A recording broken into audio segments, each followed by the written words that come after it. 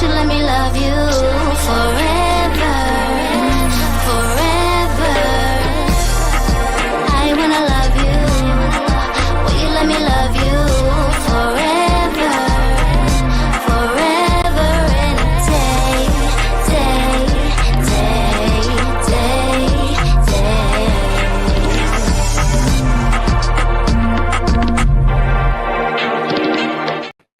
Hello, we're back. I feel like I say that a lot. Because we're always traveling and coming back from somewhere or some event or function, because we are, ladies of the day. That part. Ladies of the beach is way better than ladies of the streets. But, it's same. Right. Hi, welcome to TMW Online, the Melanated Way. I'm Linda, that's Abby. And we are covering all things 90 Day Fiance the Other Way. We are on season 7. We're episode 5 right now, A Dog's Breakfast. And I don't know about you, Abby, but I literally got back yesterday. I went to Universal Hollywood Horror Nights in the day. Like, I got back early morning, slept for a few hours, went to Hollywood Horror Nights. So I have not rested. So if I look crazy, it's because I feel crazy. But I'm okay with that because I had an amazing time. Okay. The trip was fantastic. Like, I don't know if you guys follow me on socials, on my personal stuff, but I just really had an amazing time. And it was relaxing. It was without the crazy stuff that's happening here specifically. And I needed it. And how was your trip? It was fun. So I went to Portugal for my niece's birthday. I have been back for a while, though. I had time to rest. I had time to get my brows redone. Cute. They're re-microbladed. And I'm thinking about getting a little Botox over here. I'll tell you more about that later. And so I've had time to rest, but I haven't had time to get back into my work the way that I really want to. I had things I wanted to get done right over here, and I wasn't able to get to them because other things keep on piling up. There have been a lot of changes happening in immigration that are very bad. And so it just compounds the amount of work I have to do for a simple thing. And I have been going back and forth with a government attorney who is basically arguing that one of my clients should be forever separated from her children just because of the way that she entered the United States. Like, that she meets all of the requirements for a certain type of protection, but she will not be able to petition for her children just because of how she arrived in the United States. And it is beyond me that a person would behave this way, because it's a choice. You don't have to follow whatever these mandates are. It's a choice to come into the courtroom and make this kind of argument. And I will not let them rest on, I'm just doing my job. I asked her in the break, what do you gain by this? What do you gain by arguing this? Because there's a difference between somebody who comes to court and says, we'll defer to the court on the decision, versus somebody who actively goes after a mom in her particular situation, which I'm not going to give away her details, but it's a bad situation, to prevent them from being able to see their kids. Becca says it's a lot, Abby. Keep up the fight. I will just agree with that. It's a lot, you guys, and wherever you can support people, support them. Everyone is going through a lot of stuff now, and it is hard times for everyone. And I just encourage people to just love on each other more than you have. Remind people that they matter. Remind people that they're cared for. And even if you think you can't do something, you can do something. And there's so many things. Halloween is coming up.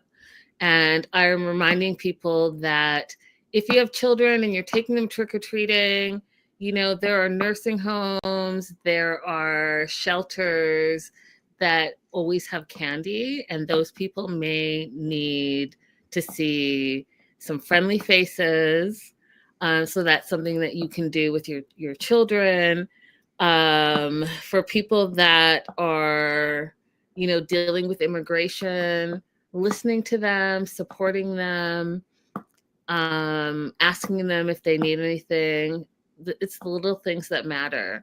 And you may not think that you can help, but you can absolutely help, because sometimes it's hard to ask for help. But if you are offering, maybe someone will say, yes, this is what I'm in need of, or they'll say, this is what they don't know, and maybe you have the answer. And lastly, but not leastly, I also do think it's important that you think about the children.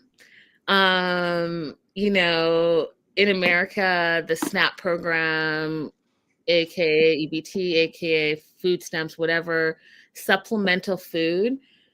The stats are 45% of people that are on SNAP, it's for the children.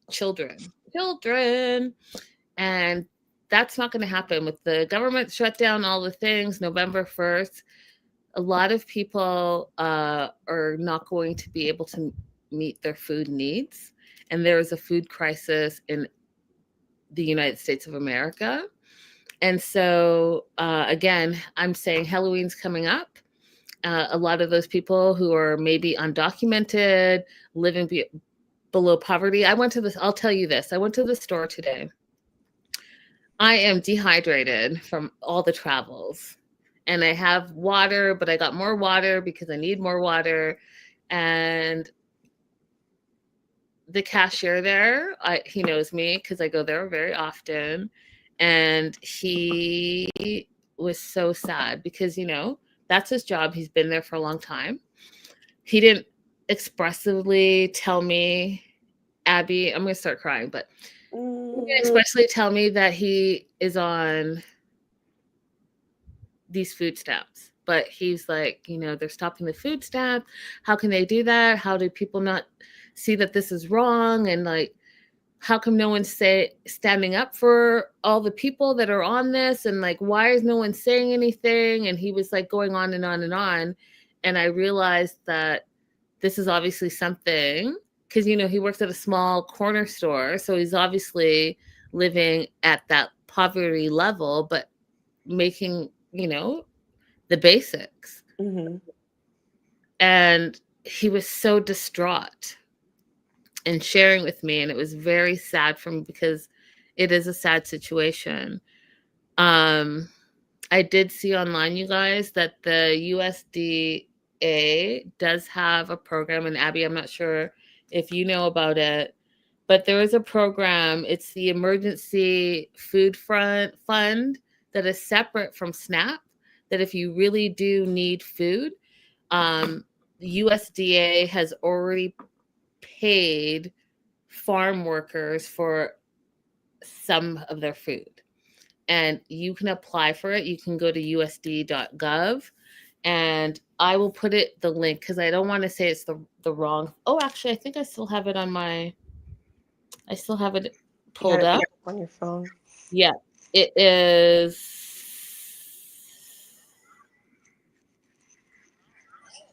Yeah, hold on. It is.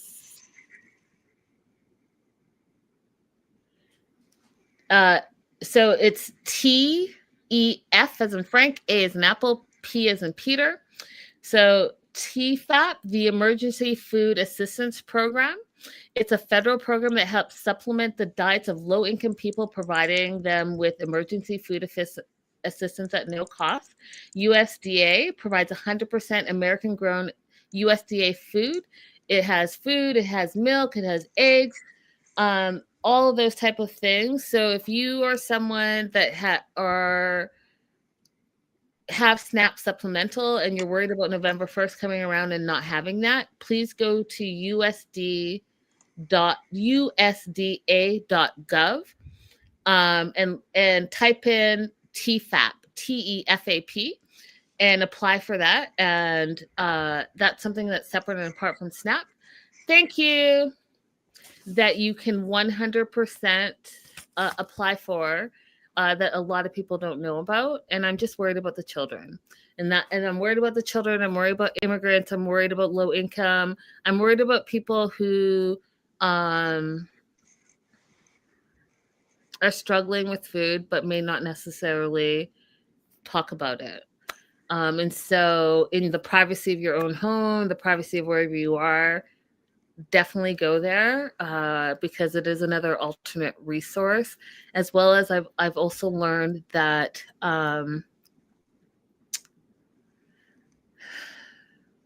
DoorDash DoorDash is doing their very, very best. And they are providing food for people who are saying that they need food during this time. So definitely go to DoorDash. And none of this stuff, you guys, it is not sponsored. I'm just a concerned citizen, a concerned person who really cares about the children and really cares about immigrants and really cares about people. And I don't want anyone to suffer, and I don't want children to go hungry. So thank you, Abby, for putting that link up. I will also put the link up after our live. And that's that. Shout out to Becca. I think I saw Raydella in the live chat as well. Shout out to Crystal, our OG. She's not in the chat, but I did talk to her yesterday. It was her birthday, so happy belated, even though I said happy birthday on your actual birthday. And yeah, you guys just love on each other. I think it's really, really important to just love on each other during these times. Right. You want to add anything, Abby? You covered it all. Now let's get to some levity. Let's get to a dog's breakfast. Yes. All right. That being said, that was the caring Linda. I might talk a lot of crap in the next hour or so that we have here together because this episode had me. It had me. I've been on holiday. I've been with family. I've been gone for like almost all of October. I came back. I watched the episode and I was like, oh Lord, what is happening? There are 2 long tangents that I could go on. Oh, we'll go there. We'll let them come up naturally. All right. Well, we're going to start with Matthew and Greta. First of all, I'm going to probably not be super nice because you shouldn't really judge people, but I'm going to judge. Matthew, did I know he was only 26 years old? I knew that. You didn't know that? I don't remember. I guess I just didn't recall because Matthew to me does not look 26 years old. Matthew, I don't know, Matthew. What's going to happen in 20 years? Because you look 46 to me. Well, Abby, stop playing. Stop it. Stop it right now. Okay. Stop playing. Stop being nice. Just be honest. I'm going to be honest. I have a problem. Blanca Hernandez, hello. I got a problem with him off top. Oh, I mean, we haven't even gone there yet. I'm just talking about, you're 26? Yeah. I think, earlier on when I was talking about the fact that he still lives at home, I was saying, considering his job, which is supposed to be like a pretty good, high-paying, decent paying job, I wasn't really understanding why he was still at home with her coming over. I'm not understanding why he doesn't look like he's 26. Okay, so all right, Linda. Sorry, but like, hello. I know live chat, you know what I'm talking about because I was stunned. Gret, old OG, popping on to say, hey girl, hey, Lydia. Hey, Lydia. In the house. Oh, Lydia's in the house. Oh my God, all the old people are making me very happy. Matthew absolutely does not look 26 years old. And what makes me sick right now is, okay, so Greta's arriving today. Mm-hmm. He has flags. He says, oh, great. That makes me happy. That makes me think you're thinking of your fiance. It's been 6 months, the longest that they've been apart. And yet he needs to get things ready. So he's cleaning up his room. And I'm like, oh, you're cleaning up the day of her arrival? You're making room for her for the day of her arrival, but you've known and been apart for 6 months. You live at home, you don't pay rent, you're some finance bro, and finance guys usually are super anal, you guys, like super like, oh, we need the numbers, we need the details because they can't make a mistake, right? Or cost them money. But here, you took time to propose to Greta. You had 6 months apart, and the day she's arriving, you're making a couple of drawer spaces for her, and you don't even have a closet. You have a friggin' rolling rack. Like, no, I'm sorry. No, I'm already irritated. Yeah, I was irritated before we even got there because I don't think that I realized that he has never visited her. Not that's what I'm saying. All the things are wrong right here. Never visited her. She's been there like 3 times. Stayed 5. with the family. Stayed with the family, and yet you're staying in this room, but you got a great job. It shows me that you have not pulled the strings. You're still Yeah. right there on your mama's coattails, and you're not trying to pull the strings. You're just trying to have your wife and your mama like submit in the same house. And I'm not for it. And plus, you're only 26 years old, which is what Submit was when he met Jenny. And look where we are. Where was the I was so excited for Greta earlier on when we first met her, and hearing her story and hearing her say that she met someone finally who understands her quirks and accepts her. And now, in just one episode, I don't feel good about this for Greta at all. 100%. It's like what Chris Rock said. You are meeting the representative, and whether y'all thought you were together for 2 years, you haven't been together for two proper years, and you still only know the representative. And Matthew's representative is a false representative of who he is. And you're going to start to see who he is. And you start to see who he is as soon as you arrive, because there's so many things that made me mad at this episode. So he acknowledges that she's leaving her friends, her career, her cat, she's sacrificing a lot. But then you know what? He doesn't say, you know what? I am so happy that she loves me enough to sacrifice all those things. Instead, he turns it and flips it, which to me is a sign of a little bit of a narcissist personality to say, oh, I'm feeling pressured. You know, when a guy says he feels pressured, it means that he has to do something that is beyond being lazy and the bare minimum, which is clearly what he's doing, because he only did the bare minimum, and now it's the day she's arriving and he's quickly like cleaning up and making room for her. So narcissist behavior, in my opinion. I would like to just, if we have anybody watching and you have someone coming to stay with you, I would like to submit that perhaps you should just wash your sheets before they arrive. You know, spray something that smells good. Do something to make them feel happy that they're arriving, a little gift, if you will, a little treat, their favorite things to eat. Even Jabri got dressed up when Miona was coming in to the airport and got some flowers. Like, there are things you can do to make somebody feel comfortable and wanted. And Matthew did none of them. Like Lydia said, who's OG, who what I've said since day one of 90 Day, not vacay day all over again. Fact. Becca says, if you have a great job, hire a cleaner. If you're gonna wait till the day before. Yeah.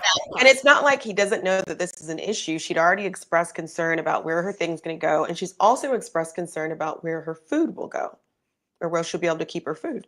Right. Go, Right. poor Greta. Greta, I'm worried. I'm worried, Greta. So she arrives. She's getting off the train at Market and Herborough, which I love that they showed us where exactly they were. He's nervous, and again, he's not nervous about seeing his fiance. He flips it and turns it to be about himself.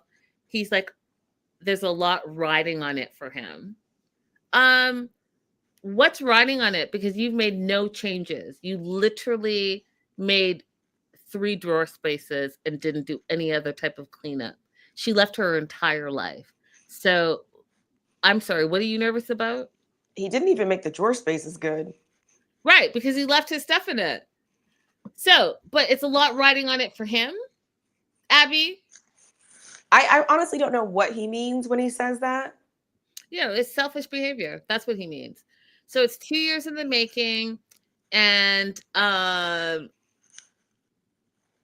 Greta gets off the train, and she's been nervous, and she's been traveling with all her stuff. And you guys, listen, I'll tell you a true story. So I got back yesterday, and I came with one carry-on. Well, I left with one carry-on and one check-in bag.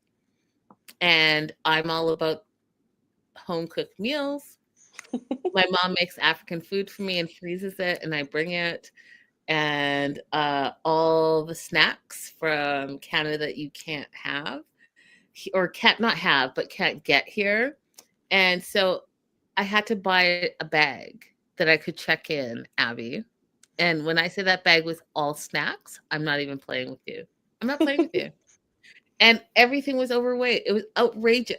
I'm outrageous. I'm outrageous. That's all I'll say. I'm outrageous. I turned into one of those travelers. I watch all the Border Patrol stuff and contraband stuff. Obviously, I didn't have any contraband stuff, but I'm just saying, like, people who bring things from home because it reminds them of home, I am that person. That being said, Greta has all her stuff. She's leaving her country. And so, yeah, she's sweating because she has all these bags.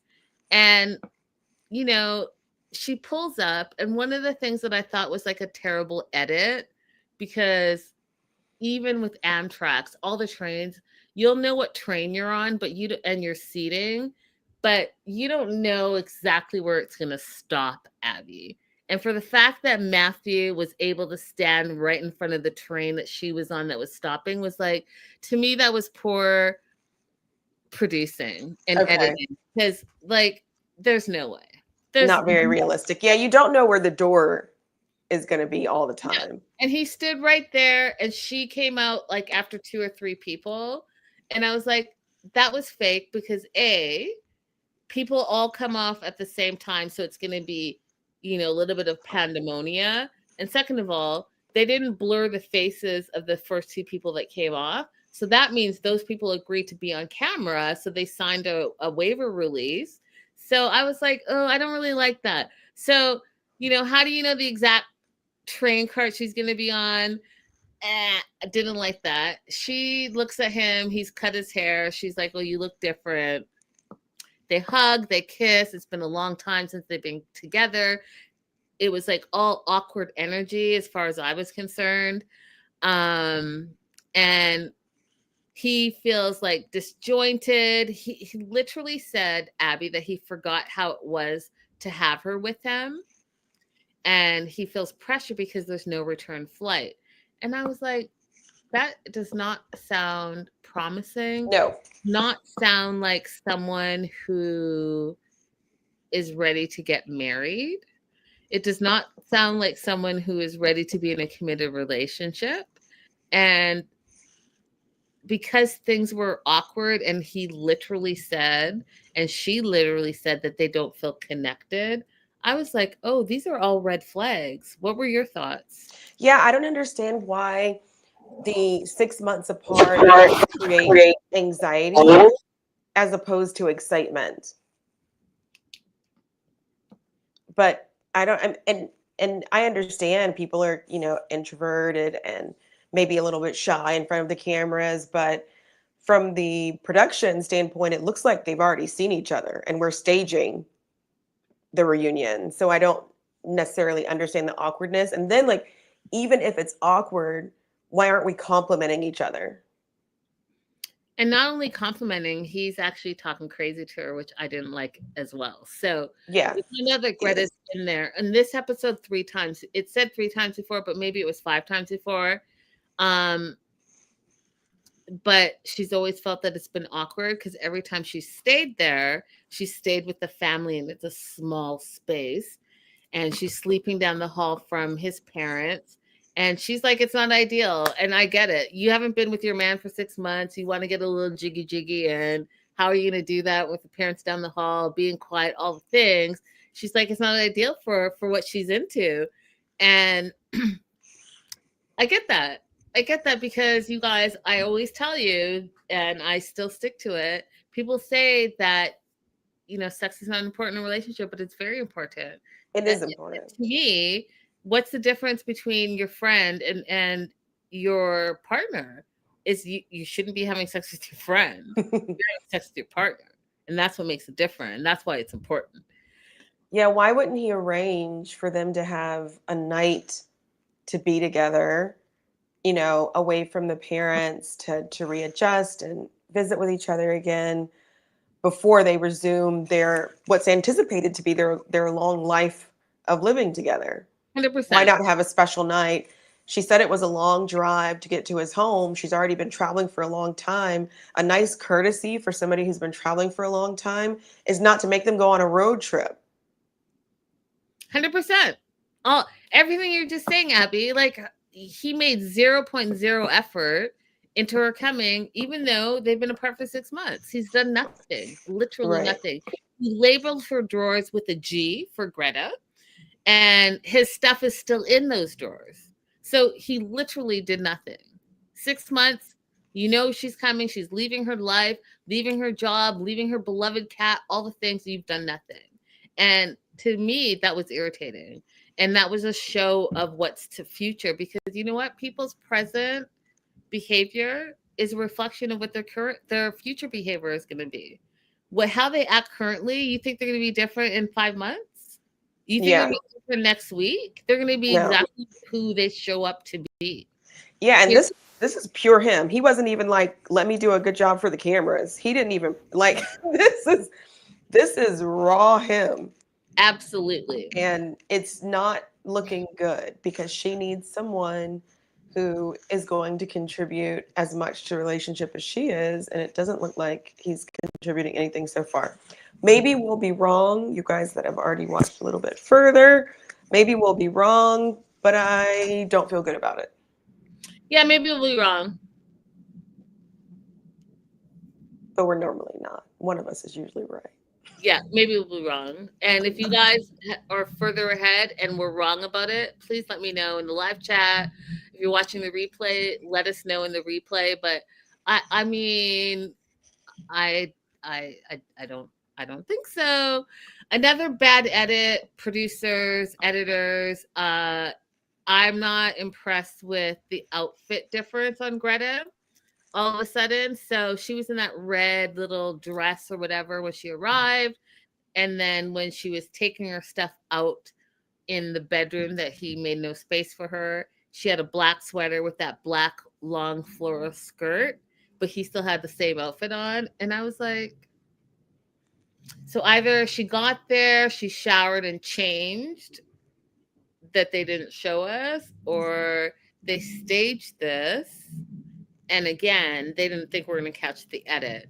And for me, being in entertainment, these things, like, they're so glaring to me that they throw me out of whatever's happening. And I was completely thrown off. I was like, I rewind. I was like, was I not paying attention? Was I on my phone? What? No, it ran through terribly. The other thing, just coming back yesterday from travels, when Abby put her suitcase on the bed, I almost fell out. I almost fell out. You guys, when you check your bags in, first of all, you roll your bags on the dirty ground. Okay, those wheels probably have more filth than you realize. Then you give your bags over to the bag check people who are just throwing your bags on the dirty airplane with everyone else's dirty bags. Mm-hmm. Pile after pile after pile. They don't clean underneath that in where the baggage storage area on the plane. They don't clean that. It's not like Lysol down. They turn it over, they turn it over, they turn it over, and then they throw your bags on the carousel, and that carousel and then you're here pulling it to the airport. You're gonna put that dirty, nasty bag on the bed that you're sleeping on that you already know that Matthew didn't change the sheets. Like, I'm just, you guys, like, what? Why are we doing this? Why are you guys making me like talk about this? Greta, you're a lawyer. Greta, you're a lawyer. You should know better. I don't think that you understand the cleanliness issues that pervade some cultures. Yes, Lydia, it's a big no-no. It's beyond a big no-no. It's like, Mm. y'all are nasty. Stop doing that. Stop Yeah, it is being nasty. nasty. You wonder why, like, everyone's hacking all over the place. There's friggin' new this and that. Stop it. Just stop It is putting the disgusting. nasty into your. All I'm saying, right? Because I know you guys fought me about taking your shoes off in the house, and the house clothes versus the outside clothes, and the house slippers versus outside shoes. I know you fought me on that, and I know you guys think like I'm a germaphobe. I'm not. I just like clean things. I like No, clean. that's a very reasonable thing. I think that I'm one of the only people I know. I clean my wheels to my luggage when I get home, but that's not very common. I mean, I've actually never even met anybody else who does that. But before I wheel it inside, I like run all the wheels with a wet wipe and spray it down, and then it can come inside. But Yeah. I don't. So So I understand. I understand. I'm just saying, you guys. I mean, just don't. Why on the bed? Like, why on the bed? Just put it on the floor. Yeah. Put it on the floor. Take out your stuff. Leave the nasty on the nasty. Anyways, she's she's trying to figure out where the space is for her because he clearly has made no space. He has an old school dresser that looks like it's from the 1960s and a cheap rolling rack that's not even an expensive two-tier rolling rack, mismatching hangers.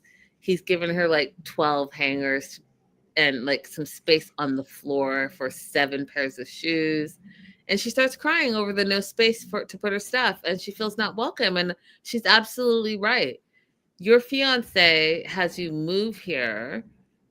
He's made no attempt to say, hey, you know what? I'm so happy that you've left your life and that I am welcoming you. And here is the space. And guess what? The space is only going to be for 6 months because I spent the last 6 months finding our own place and we'll be able to move into it in two. Like, he's done nothing. Nothing. So she absolutely has all the right to be in her feelings. I think so too. I thought that was a reasonable crash out, especially when he said, "Oh, I thought you could just keep some things in the suitcase." To Yeah. me, that was like saying, "I hope you go home." It's the same thing. When I heard that, that's what I felt. And he did mention that there's no return ticket, right? So that's in somewhere in his mind. That's percolating for sure. Yeah. Uh, The no Becca return said, ticket thing was kind of baffling to me because if she entered on a visitor's visa, I thought she was required to have a return ticket, but that kind of threw me a little bit. so because they don't have a fiance visa in the UK, right? Not that I'm aware of. The visitor's visa, it's still 90 days, but I did believe the same thing as you that it had to be a return ticket or you're changing your status. So I'm surprised by that as well. Becca said, after I started working downtown and seeing what I was walking through, it sank in and I refuse to wear my shoes inside now. Thank you, Becca, for joining our team. You got Y'all a convert. the hardest time. Becca, thank you. Okay, do we want to say anything else about these two? That's it for Greta and Matthew. Greta's justified. Matthew sucks. Jenny and Sumit, and Sadna. I just want to say for the record, what I'm not about to do all season is go through the same nonsense that we went through. They've been together for 15 years now. Like, we already went through all this nonsense. I'm not about to do it with some random woman that just comes in this season, episode 5, season 7. Like, you have a problem and you had a problem since day one. I would have need you to express that problem from day one. You're not going to come in 100 years later and tell me the same things that Sadna told us from episode one. That's what we're not about to do. I'm not listening to the same shit. Jenny and Sumit are together. Period. Full stop. That's it. So Jenny starts this episode saying there's progress at the cafe, all is well. I don't believe it. They didn't show the cafe. She just said it off the side of her neck. I don't believe it. But in the meantime, they're having a Hindu ceremony, Abusha, which is blessing for a new house. Even though no one's moving into a new house, Jenny and Sumit are moving into his parents' house. And because there are new people moving in, they want to bless that situation. Prayers for a housewarming because everyone's living together. Great. I'm for that. Bless the house, bless the new people. I'm for it. But don't act like this is a brand new place and you're blessing it, because to me it sounds like this is forever. And Jenny thought that this was temporary, right? Exactly. This is something that this is exactly what Sumit wanted. Yep. And it is a permanent move, and she's just participating in the ceremony, I think, without really realizing what we can see from the outside. That part. So they're cracking coconuts on the ground. The more coconuts. The more coconuts you crack, the bigger the blessings. Jenny is supposed to carry some things on her head. And it's so funny to me, you guys. And I'm putting this on my head just to show you, like, it's not hard. Africans do this on a regular basis. And I can put on my head. So Jenny is putting something on her head that she's supposed to carry through the threshold, and she can't do it. And Sumit's like, "Oh, it's okay. You can just carry it." And I was like, "Jenny, how long have you been there? Like, what have you been doing?" I'm just very concerned that you're not absorbing the culture at all. That's just a slothy issue. She's What do just you mean? kind of slothy. She doesn't really seem to have any kind of physicality to her. Like, she doesn't want to do any kind of physical workout. She doesn't want to do, whether it's something slow paced or faster. I don't think it really had anything to do with, can you have something on your head? She's just not a physical person. She doesn't want to do anything with her hands. She don't want to cook anything. She don't want, like, she's just. Right. Because even people, if you don't put things on your head like this, right, and you're like, oh, I can't move it around, when you're beginning, you can just hold it. That's what beginner people in Africa do. They hold it, and like when you're adding things, right, and you're like, oh, I don't know if it's gonna fall like that did. See how I was able to catch it? Because I'm still holding the main base.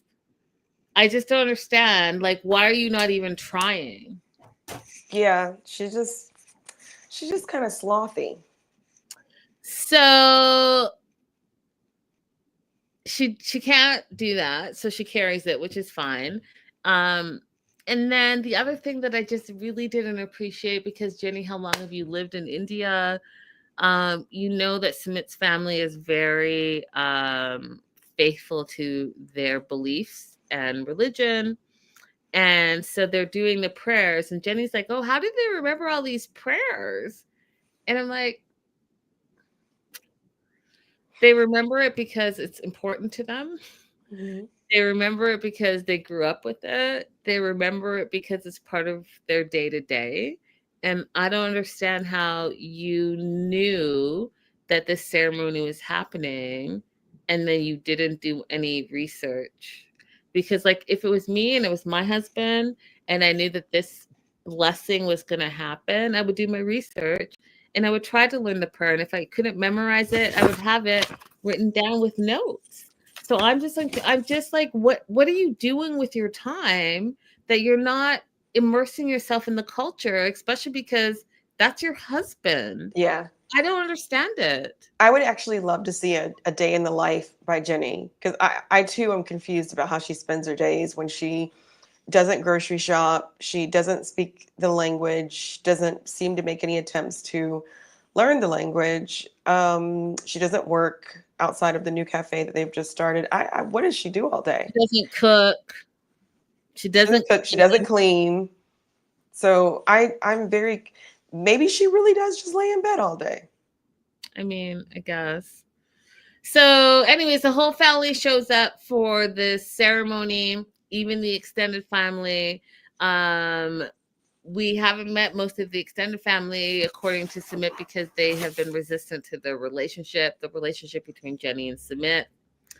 Sudna's, Sadna's sister-in-law, and her name is Bharti, who is Submit's aunt. So it's Sadna's husband's sister, right? Even though they're saying sister to sister, I want you Hmm. to remember that it's Submit's father's sister.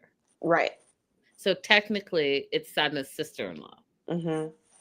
So Bharti shows up, and Sumit is happy that his extended family's there. He feels like his extended family is starting to accept the relationship. And literally, my note says, "LOL." It's been 15 years. Like, what are you talking about? They're starting to accept. It's been 15 years. They either accept it or they don't accept it. But what we're not about to do is have that conversation because it's been 15 years. Right. You either love it or you hate it. That's that, as far as I'm concerned. Don't you think, Abby? I'm not having Yeah. this argument for 15 years. Yeah. There's no reason for any more back and forth. It's not like the beginning when he was still lying and he was married to somebody else and all that stuff. It's baked in now. We're not having this conversation. It's been 15 years. Hmm. Sheree is drawing the Rangoli on the floor. And usually you draw a flower on the ground, and it is used to welcome guests to keep the negative energy out. And I will tell you that those flowers were doing none of that. So either they were doing the flowers wrong or they were doing it too late. But yeah, no. It was a little bit too late. Instead they accidentally locked her in. Locked and loaded. Santosh, which is the aunt that we were talking about, starts criticizing Jenny, saying that Jenny didn't make the Rangoli correctly. What is she doing? Because she saw that Jenny wrote Jenny and Submit on the ground. She did like one little flower, but that was it. So she's like, "What are you doing? You're supposed to be making flowers, not your name with Submit." Submit comes over to try to like stand up for Jenny, starts complimenting Jenny's efforts. Um, and Santosh like, "No, why are you complimenting her? She didn't even make it well." And then she starts talking about the age problem. She looks like a grandma. She's not happy with the situation. She never thought that the whole family would be living together in the same house because people don't like their family because of Sumit and Jenny. And then I realized that, you know what? Sadna probably on her own wasn't the only one that was having the issue. She was Oh, listening absolutely. to the outside pressure of the extended family, plus the outside efforts and energy of the society. That's why she was sticking so firmly to like hating on Jenny and Submit. And so she finally got over it because her husband, basically forced her to get over it. And now she's like reliving because the extended family is now putting in her head again that this is wrong. And I didn't think about that, Abby, but I thought, you know what? Yeah. Yeah, That I think, Linda, I think you did think about it. well, I did, but I mean, because she would say all the time, how will people think of us? How will people look at us? And we talked about, like, she never says, I don't like it, or I don't like you having it. She always would talk about what other people would say. So we knew that it was some outside pressure that was making her feel this way and say the kind of things she did to Jenny. But what I don't understand is the end goal for the aunt. Does the aunt think that her complaints this day at this event are going to make Submit and Jenny go, you know what, you're right, we need to separate. Jenny, go 100%. home. Like, what 100%. is the end goal? Just to make everybody not have a good time at this event? Listen, miserable people want other people to be miserable. So here's the thing. Again, judgy McJudgy. Yes, I am.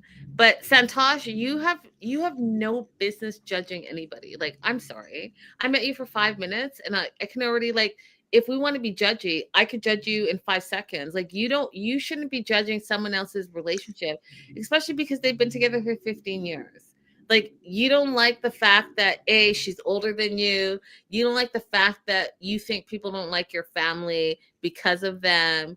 You don't like the fact that she is making your family name not acceptable, and that you can't accept it because outside people can't accept it. Then I don't care about you, because you don't care about yourself. Who cares about those random people in the streets in society? Are they paying your bills? Do they care that you're happy and healthy? Do they watch your children?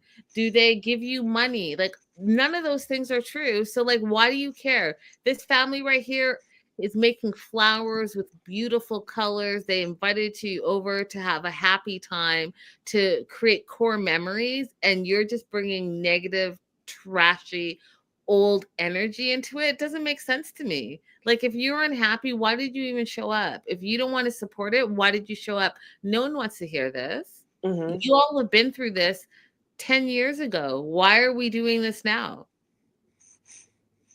Like Abby said, Santosh, what is your end goal? Because you're not going to break them up, clearly. Mm-hmm. If Sadhna didn't break them up, you who never show up, we're just seeing your face for the first time, and your face is not that happy looking. Why would we listen to you? Makes no sense to me. So then she's mad that Sadhna is supporting Jenny and helping her create these flowers.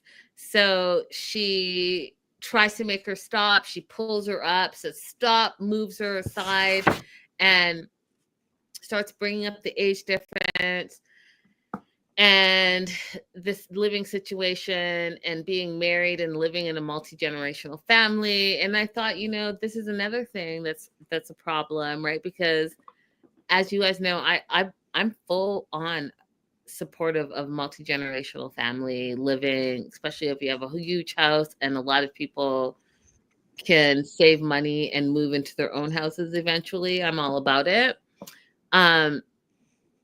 But one of the things that I thought was really important in this moment, Abby, that Sadhna stuck up for, not only Submit, which she always sticks up for, but also for Jenny. Mm-hmm. And when she said her son is happy, if he's happy, I'm happy, and what's wrong with that? I thought, exactly. Mm-hmm.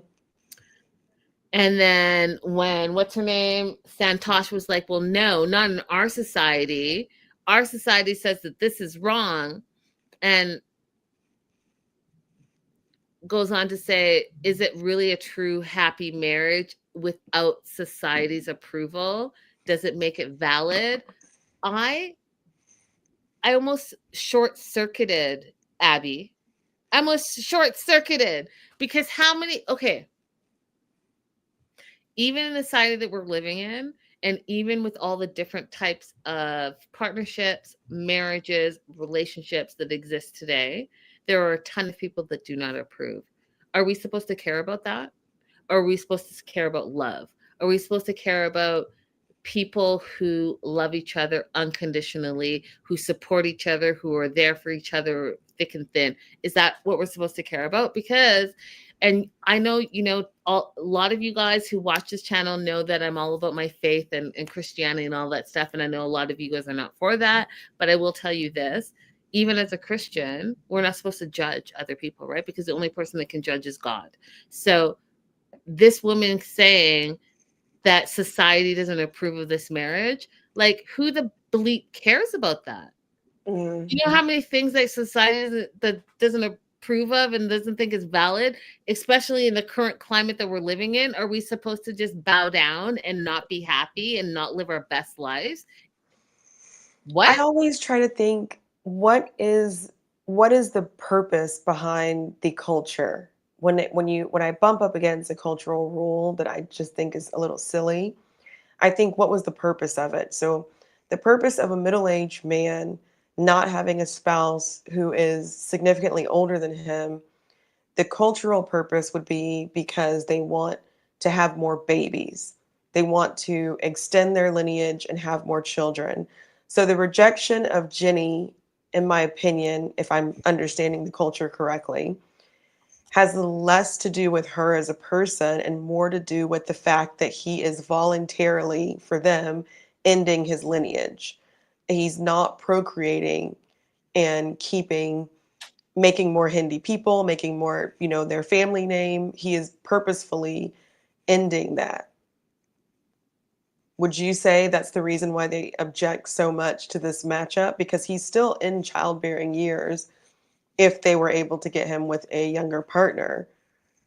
I mean, I would assume that that's the case, but they've never said that that's the case, and Smith has never said that he wants children. He's always been very clear that he does not want children. I think that his rejection of not wanting children is a part of why he chose such an older partner. And so then talk to Sumit about that, because that has nothing to do with Jenny. Right. But I don't think that they're drilling down into it. I don't think they're drilling down into the reason why they object. I think they're only just looking at Jenny and going, no, don't like this, but not really considering, why exactly do I have a problem with this? Right. And I'm going to jump into that because my note said, where is the dad? So why his sister is talking crazy and making a mess of this, religious ceremony, I was like, where's the dad? So he finally comes over and he's like, he finally shows up and said, you know what, they're happy. That's what he says to his sister. I feel like he should have said, first of all, where were you? Because I didn't even see you in the beginning of the ceremony. Like, where were you? You're finally showing up after Sumit says, we chose each other. We've been together through the thick and thin of things, through the ups and downs of things. Jenny is a perfect girl for me to marry, because just like Abby said, he's expressed that he's not interested in having children. He showed up as a liar. He showed up as a scam artist. He showed up as someone who wasn't really, he wasn't him. He showed up as this model, totally scamming her, and she took him back anyways. He got married behind her back while still dating her, and she showed up for him anyways. Mm-hmm. He brought her to India, or told her to come to India. He didn't have a job, didn't have a place to stay. She showed up for him anyways. His mom and dad and brother treated her like crap. She showed up for him anyways. He lied to her face on multiple occasions. She took him back and showed up for him anyways. There are so many things that Jenny has endured and showed up for. So yeah. Yeah. By the way, we're not advocating that anybody should endure all that. Just saying she did it. Oh, I'm saying Jenny did it. Listen, Jenny did it. This was just for Jenny. You guys already know me. You guys already know. You already know. You already know. There's absolutely no way. There's no way. Because I don't like the person that I become when there is nonsense happening. Like, no. But Jenny, she ride or dies for Sumit. And I won't fault her for that, because that's what she's good with it. She's happy. It's been 15 years. That's good on her. Could it be me? Absolutely not. Could it be you, Abby? No, I don't want anything that bad. Absolutely not. That being said, the dad finally shows up, says they're happy. The sister continues to say, think about what people are saying. And then my note just says, oh, she's awful. She's not going to accept it. Why do we care? Why do we have to be here again? I mean, I don't care about her opinion, and neither should you all. No, but I did want to ask, what is it when she says we're not going to be accepted by society? What is the end result of that? Is it like not being invited to weddings, or like how does that play? Because it's been 15 years. So what is it that she feels like they're going to be missing from their role in society that hasn't already happened? I mean, and that's a really good question, because as we know, India is the caste system, right? And so with the caste system, you can't just like, unless you've married into a different caste, you don't move up in your caste system. You know that, Exactly. right?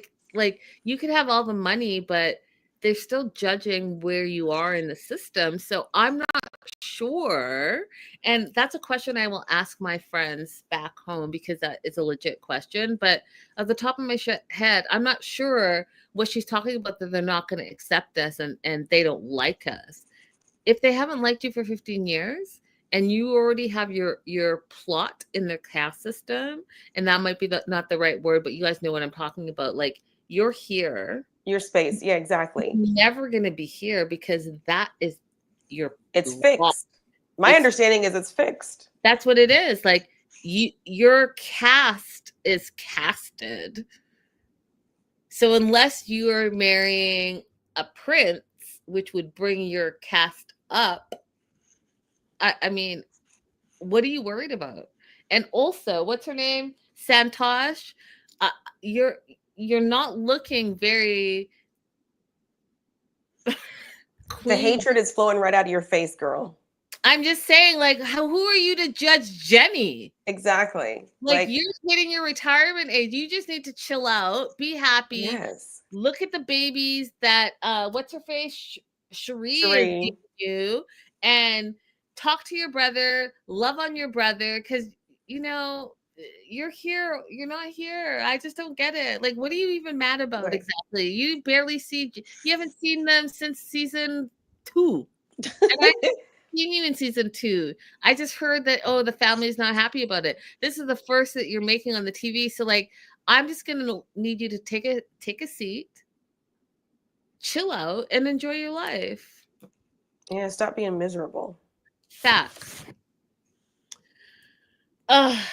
Moving on to Manon. Is it Andrew? I couldn't find. Is it Andrew? Manon and Thomas. No. They didn't show his name. I thought it was Andrew and Benjamin. Benjamin is the baby. Why can't he even read what I wrote? Manon and okay, whatever his name is. Oh, you don't know it either? Oh. You guys, what's I can look it up. Manon's husband's name? Becca said Anthony, you were close. Close. Okay, so Becca said, laughing out loud. I'll say it that way. Aber, I literally laughed out loud in the grocery store at the hate is falling out of your face.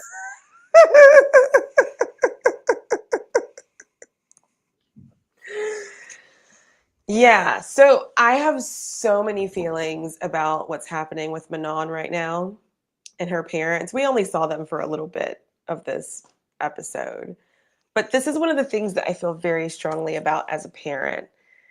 As you're going to make mistakes as a parent. Some mistakes are bigger than others, right?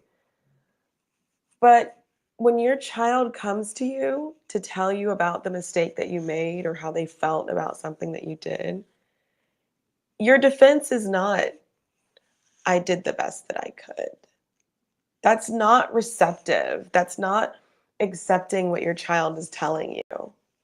Sure, it could be the best that you could do was just wrong then, okay? It just was. I got into this conversation with my brother-in-law and he was like, so you've been wrong? Like he thought he had a gotcha moment. And I was like, yeah, of course I have been, because I'm fallible. I'm not a god. I'm not a deity. Yeah, I've done things wrong. And if Taylor was to come to me and say it, which has happened, I'd be like, oh, I hear what you're saying. I understand. Right? And some of it'll be little, like you ate Doritos in front of me when I had braces on. Real, that's a true story. That's a true story. And then some of it'll be big. You made me feel bad in front of my entire class when you came to my class and you X, Y, and Z. And it's not helpful, no matter how old your children are, when they share something with you, to say we did the best that we could. I 100% agree with you. I 100% agree with you. And I'm going to piggyback on that as an adult child. I think it's very important for parents to listen to their children at any age when they feel like they can finally come to you and say, this is how this made me feel. This is what my trauma was. And parents out there, I really want you to hear me when I say this.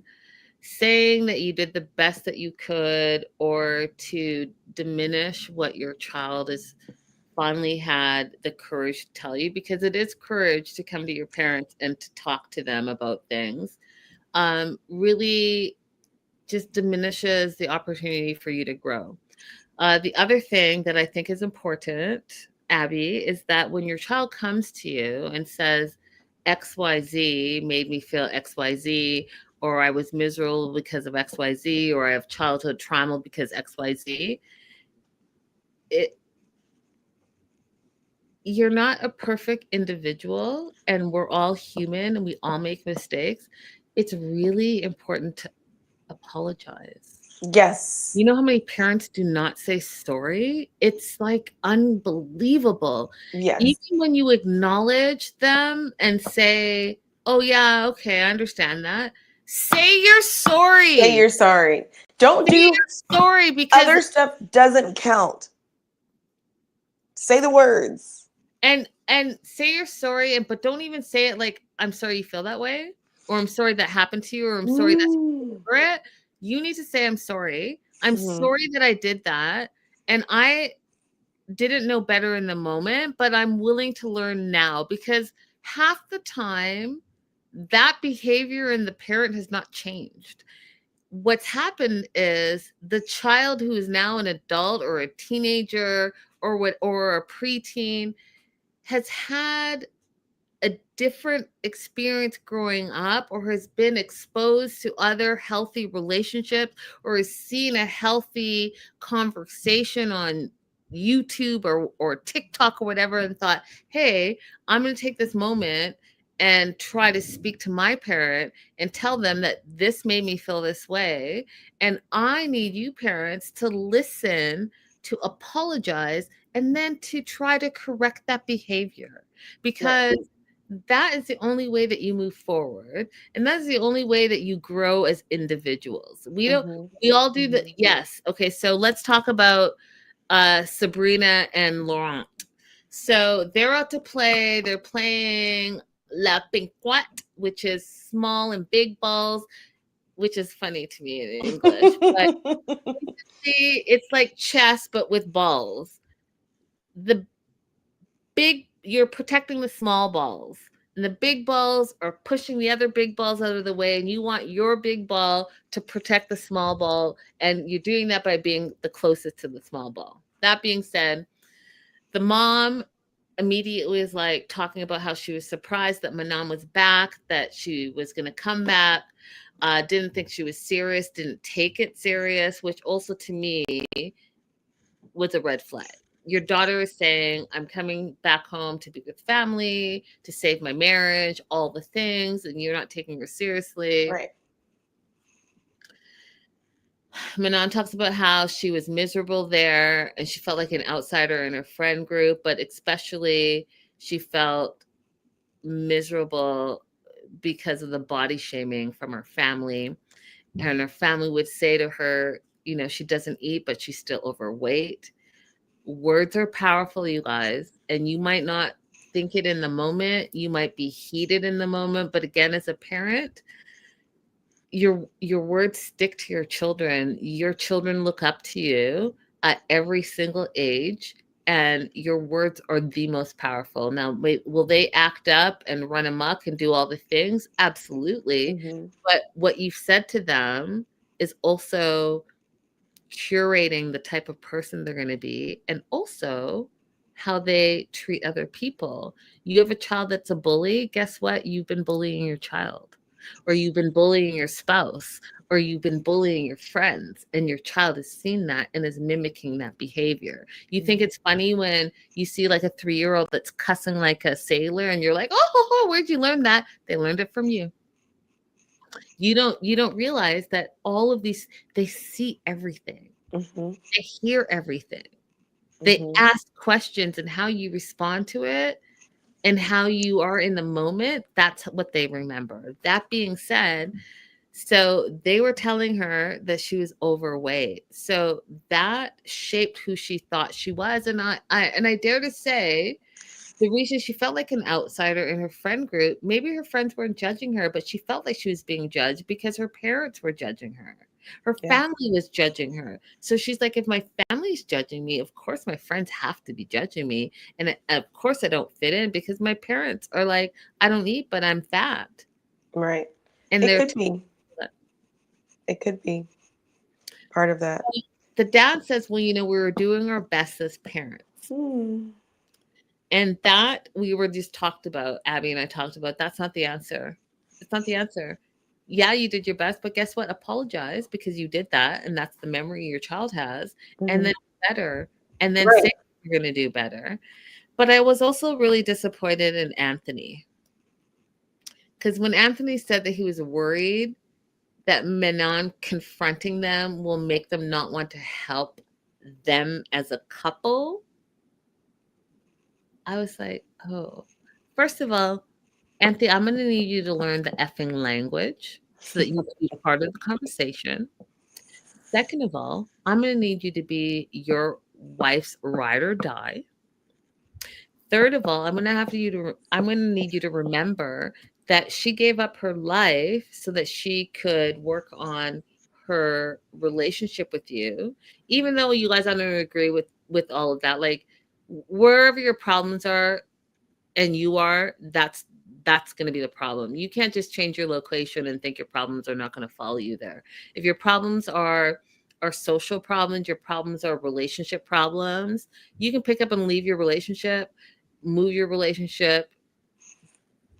It's coming with you wherever you are. It's coming with you. So like that part I didn't understand. But if you want to be like surrounded by family and have like in-house childcare and all the things, then okay, maybe it makes sense to me. But Anthony, I'm gonna need you to learn the language because I can't have I'm not going to have your opinion in English when you don't know what you're hearing. Right. Because you're assuming, and you know what they say about assuming, right? You're making an ass out of you and me, and we're not about to do that. Anthony's also demonstrating to us that he doesn't understand how important it is for Manon to talk about the way she was treated by her parents in order for her to successfully transition into living in France. She's not only trying to work out the past and how she was been treated, she's trying to work out how she's going to be treated now. Because it made a lot of sense to me when she said she is worried she'll go home and fall back into that role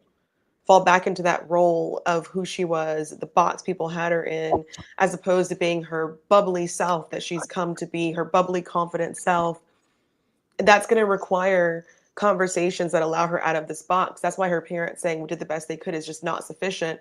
They're going to have a change in their behavior and how they talk about her and talk to her in order for this to be successful. So that's not an apology. Also, I just want to note for the parents who are watching, bringing cut fruit into your kid's room, also not an apology, okay? Forcing your kids to hug you, also not an apology. Forcing your kids to sing the makeup song, also not an apology. That was a special one for my mom who made me sing the makeup song instead of saying she was wrong.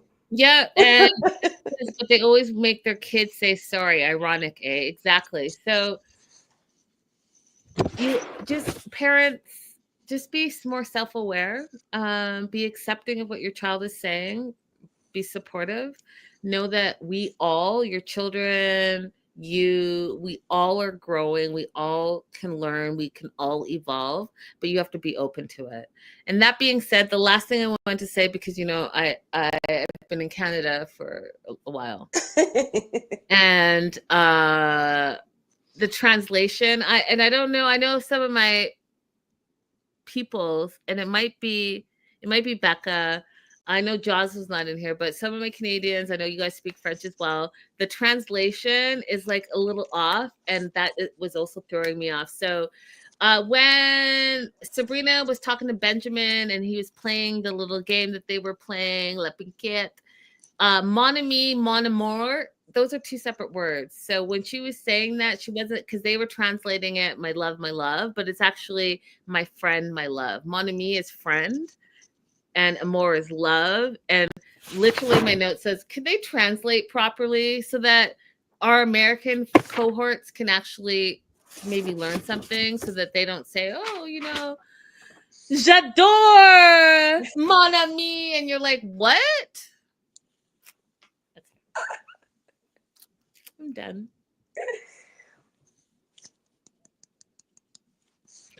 Really on my best behavior, you guys. I really am, because I was going to go off on a tangent and I did not. I'm very proud of myself. All right. Anything else that we want to say about those two? No, I think that's it. I got my little tangent out about parenting, so that's it. Kids who receive apologies from their parents grow up to be adults who know how to apologize and take accountability for their behavior. So help your children to be better adults by recognizing when you have harmed them, apologizing to them, and both of you being able to grow, move on, and have better relationships. 100%. And not only are you helping your children to be better adults, you're helping yourself to be a better adult. You are. Madeline and Luke. First of all, again, the age thing just popped in my head. I wasn't paying more attention, but 20 and 31, this is a big age difference. And I think it's starting to show. She's embarrassed about fighting about money in front of, is it Lizona? My Hispanic friends, am I saying that right? Lizona? If I'm not, I know you guys will correct me. But she's embarrassed having that money fight. Okay, Abby, I'm going to say something that I thought was hilarious to myself, because I laughed. He said he has 2,885 US dollars, which is roughly 12 million pesos for the wedding, and asked, does it work or no, right? And I was like, I know your dad gave you $3,000. Did you buy some type of something at the airport? Because where is the other $15? Those are the roses that he brought into the shop, and probably he also bought himself some empanadas or something. That's such an exact amount. Yeah, I was like, your dad gave you $3,000. I am not impressed that you already spent. You've been there for one day, not even one day, like 12 hours. You already spent some money. Luke, we already know that you don't know how to handle money. So where did that $15 go? I'm going to need some receipts. You're asking for receipts. Show us the receipts. Anyways, he has $2,885. Does it work or no? Lizana says no. You're going to have to take some things out, or you're going to have to cancel the wedding, because that's not enough. Mm-hmm.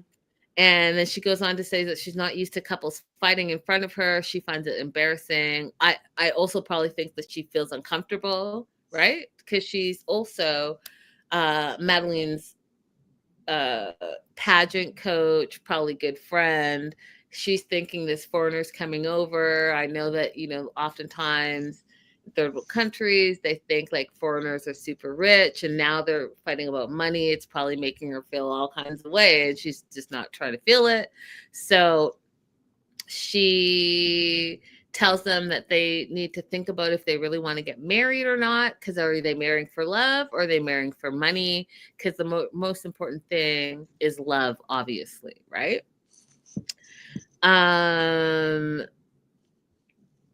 Madeline decides that she's going to scratch the dancers and the mariachis, and by doing that, it should come into their budget, the $2,800 dollar budget, and when are you going to pay? And Luke's like, give me till Monday. And I was like, why not just give the money now? What are we waiting for? Yeah. What are we waiting for, Abby? By So that Monday, he's going to spend more. right. So you can spend more money? What are we waiting for? I was not clear on that. What are we waiting for? There's nothing that he needs to wait for. He should just hand it over now, but honestly, this wedding shouldn't even happen, so. That part. So they're still fighting at bedtime. She really doesn't want to be in the same bed with him, even though, you know, how long has she waited? Over a year for him to finally move. She's there, he's there, and she's not having it. And I wasn't sure if I believed her, because remember when she was mad at him at the salon and she was just jokingly mad? So I was like, is she just jokingly mad again? Like, I'm not sure what's happening here. Well, this time she said she was upset because he basically accused her of lying about receiving money. And it was in front of her friends, so it made her embarrassed, her friend slash manager. So I did think she was really mad this time, but you know, who knows how long that anger is going to last, because although we see a lot of red flags happening here with him, and she does too. She sees some things wrong in the relationship as well. She's still 20. Yeah. And her frontal lobe is not developed. And she's still a person who is trying very hard to get out of a poor situation that she was in childhood. And I don't mean poor just in money, but as in security and safety. 100%. And the brain, unfortunately, when scared of not having security and safety, reaches for the familiar. And Luke is familiar. 100%. I agree with you. 100%. Do you want to add anything else before I move on? That's it. Let's go. Johnny and Chloe, Chloe 23, and I say that because I really feel she's showing her age in this episode. So they're out for dinner. She wants to be a less jealous partner, and I mean that's with her 23-year-old self. Johnny's 32, if you guys haven't forgotten, and she feels like his job makes it challenging for her to be less jealous. And in all caps, I wrote, but you met him at his job. You Correct. knew exactly what he was. You knew exactly what he did. And you pursued him anyways. And I cannot stand a person, male or female or other, who you know exactly what this person does. You met them doing what they do. And now you want them to change who they are as an individual. Stop it. Just stop it. So because you don't like it, because you're not in that situation anymore, they have to change their entire life. That is manipulative. And to me, I'm sorry, but that breeds into like DV behavior. And it does. And I'll tell you why, Abby. A guy meets this girl. She's a dancer. You met her as a dancer. You loved her as a dancer. She dresses sexy. You love all those things about her. Then you fall for her. You get serious about her. You want her to quit her job immediately. And guess what? She quits the job to make you happy. But guess what? She still dresses and puts makeup on, all the things. When you go out, you don't want her to put makeup on. You don't want her to go out with her friends. You want her to just be around you all the time. You're checking her phone. You don't want her to go out, so she stays at home all the time. You don't want her to wear makeup. You see where I'm going with this? That is manipulation. Yeah, and it escalates when, hey, you met her exactly as who she was. Mm-hmm. Why are you now trying to change her into something else? Because that's more about you and has nothing to do with her. And I want you guys to hear me. Adjusting and accommodating is one thing, but changing who you are as an individual for your partner is never okay. Is never okay, because it means to me that they never accepted you and wanted you as the person you were. They wanted to control you, and they want you to make them happy. And to make them happy, you have to be exactly who they need you to be, but not who you are. Mm-hmm. That will never work. It's the same phenomena. The first person I heard talk about it was Trevor Noah, but it's probably existed before he talked about it. These people are just rare bird collectors. They want to find something rare and unique and beautiful and put it in a cage for just their enjoyment. Nobody else gets to enjoy it or see it anymore. They just want to collect this rare bird. And some occasions, just have it at home, and some occasions they want to break it. So that's what Chloe is doing right now. She's trying to be a rare bird collector. This man had that job when you met him. He continued to have that job throughout the time that you were dating. He has made absolutely no efforts to no longer have that job. And so her attempt to essentially bully him out of doing it, making negative comments about his age as compared to what his job is, um, that's unreasonable. And then I also wanted to say, with regard to his age and his job, he's in a position where that job pays all of his bills. And so if there's nothing else that he needs to be striving for financially and he's happy in that job, there's actually nothing wrong with him doing it. 100%. So her calling it a strip club located on the ocean, I just thought it was disrespectful. And her jealous attitude is just, and trust issues. Like I said, you guys, if someone cheats on you and you forgive them and take them back, you have to fully forgive them. What you can't do, and what Chloe's doing and showing her immaturity, is she still doesn't trust him, so she's trying to throw it back in his face, and she's putting some ageism in it. She's like downgrading what he does. This job pays his bills. It makes him happy. You met him at this job, and this is exactly what he was doing. Johnny's Pirates, and his name is Johnny. Stop. Just stop with the nonsense. His whole vehicle has the his job is his personality. It's how he identifies himself, and he's not leaving unless, like he says, they open a business together. Has to be on the water. The thing that actually irritated me a little bit on Johnny's side, Abby, is that he wants the 23-year-old Chloe, who has no experience doing anything because she's only ever worked for her mom, and that was nepotism. He wants her to help him create a business. And then when he started, he's like, well, what's the business? Oh, well, I just want to be in the water. Right. There was no actual business. And all that I heard in that moment is, I want you to finance this pipe dream I have to start a business that has no clear objective. Right. But then he goes on, Abby, to say, we'll put a business plan together and get investors, and literally a business doing what? Yeah. It says what? What's the business? How right. do you don't even know what the business is? What business plan? You think Chloe, the 23-year-old, is going to put a business plan together? She's not ever been in business for herself.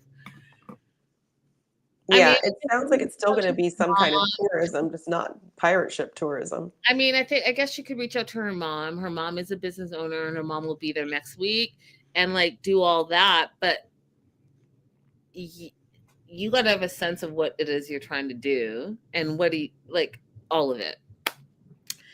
So she wants him to leave his job, and she wants him to do it immediately, within a year. And my question is he ready to leave his job?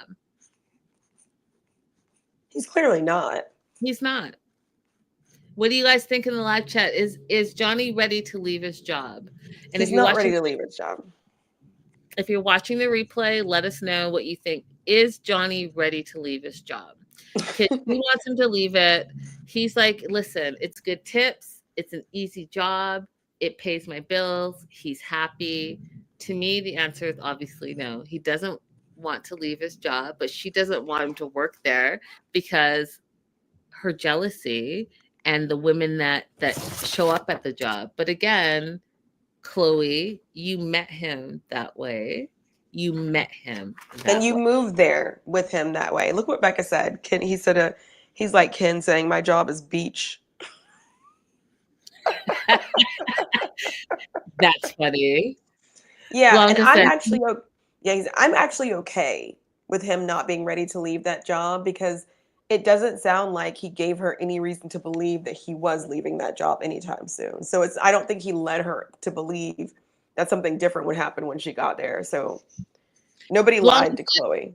Blanca said he's not ready. he doesn't have to be ready because that was not part of anything that we heard, like Abby just said. He didn't say, oh yeah, once you get here, I'm leaving my job and He we're gonna didn't. make business.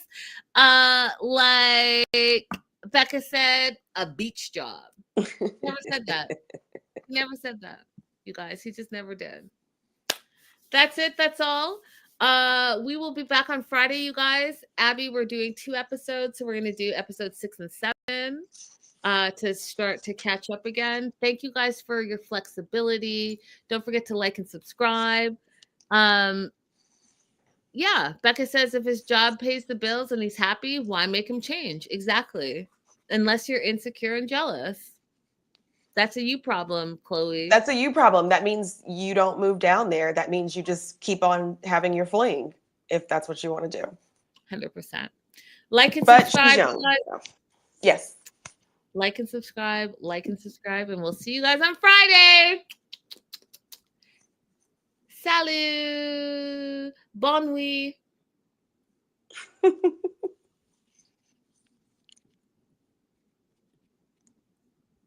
And no. And no. Oh, it's not ending. And